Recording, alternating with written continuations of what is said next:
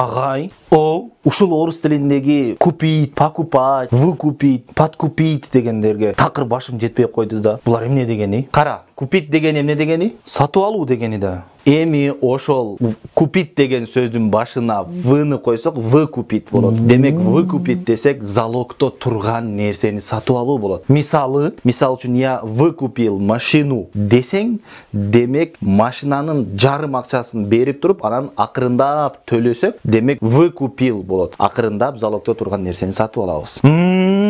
Подкупить жанда. Подкупить деле сатып алуу болгону бул бирөөнү өзүнүн тарабына өткөрүп алуу максатында сатып алуу. Мисал үчүн начальникти жана башкаларды сатып ала турган болсоңуз, я подкупил шефа, я подкупил начальника, мен башчыны сатып алдым дейсиз. Демек, ал сенин тарабыңда болот. Закупить дегени бар, мисал үчүн бул бир нерсени заранее сатып алуу, бир нерсени алдын ала сатып алуу. Мисал үчүн, мы закупили продукты на зиму. Биз кышка алдын ала азык-түлүк сатып алдык. Буларды каяктан билип алса болот, брат? Агай дегеним, кечиресиз. Мына бул китептен. Бирок бул китеп сага сатылбайт. Сен 70 орус акаларыңдын арасында барып кыйналып келгин, ошондо мен сага 5000ге сатам. Ошондо сен аласың китепти. Азыр сен албайсың орустардын арасына түшмөйүнчө. Жок агай, пожалуйста, сатыңчы агай. Пожалуйста, агай, сатыңчы.